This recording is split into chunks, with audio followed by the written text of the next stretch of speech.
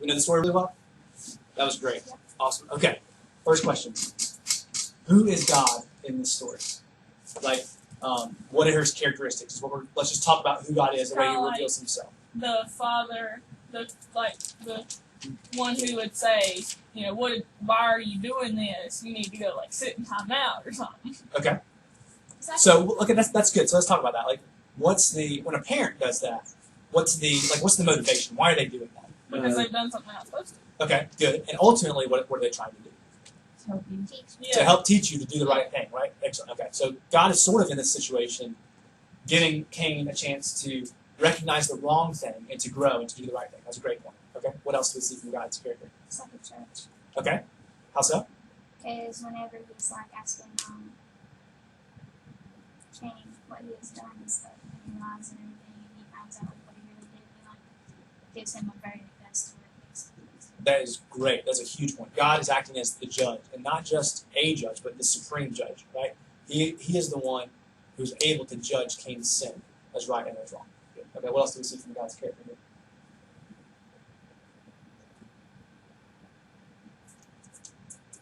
How else is God involved in the story? He's a protector because he tells Cain that he's not going to. What's up, Boo Boo?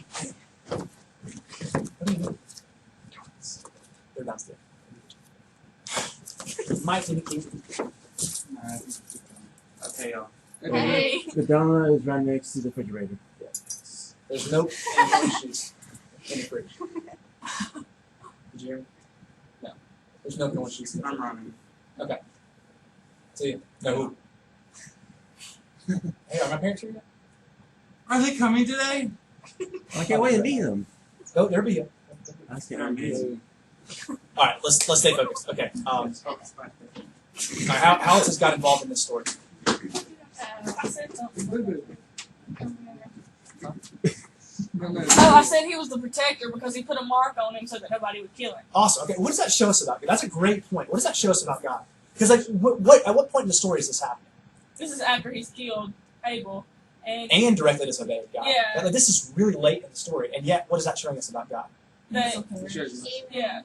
Good. He shows mercy. He still cares for Cain specifically, even for sinners. He cares for his children. He's very forgiving. Very forgiving. Awesome. Great. Okay. What else do we see here? And forgiving doesn't mean that punishment goes away, right? Like Cain wandered. Do you know what Nod means? Like the land of Nod. Do you know what that word means? It literally means wandering. Like that's what that word means in Hebrew, I guess. Like the land of Nod was the land of wandering. So that's literally where Cain had to go and live, was to wander. So the consequences were very, very real. It doesn't mean that God wasn't forgiving or willing to forgive Cain. Yeah, even though he's very forgiving, we still need a lot of consequences so we can learn from it, so we don't make the same mistakes over and over again. Yes, well said. Well said. Okay, how else do we see God involved in this story? I don't know if this is saying on there's a protective parent. It says if anybody kills him, they'll suffer 7 times. Yeah, that's good. Very good. I think that's similar to what Allison was saying. That's really good. How about in the first verse or first 2 verses? How is God involved in the story? What does Eve say? Gave birth to her son. Yeah, with the help of the Lord, I have brought forth a man. Right. So, what is that kind of teaching us? How is God involved? We often don't think about childbirth as that's just kind of the will of 2 people, right? Like they decide to have a baby, hopefully to get married first. That would be the biblical model. And they have a baby, so it's kind of like their decision, right? But we don't think about God being involved in that. And yet Eve there is recognizing that though Adam came and lay with his wife, that it was God also who helped her bring forth that man. I think that's kind of a cool thing to think about that God is also involved in growing that baby and in knitting that baby together in his womb. You know that verse where David says that, you knit me together in my mother's womb. Kind of a cool little tie in there. Okay, what else do we see about God's character? Anything else?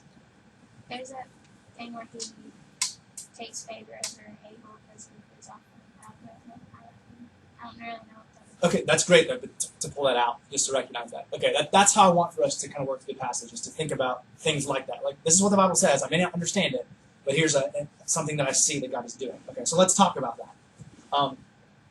Why did God favor Abel's offering and Abel and his sacrifice, but didn't favor Cain and his sacrifice? Because Abel is giving God everything that he had done, but yet Cain did not give everything that he made.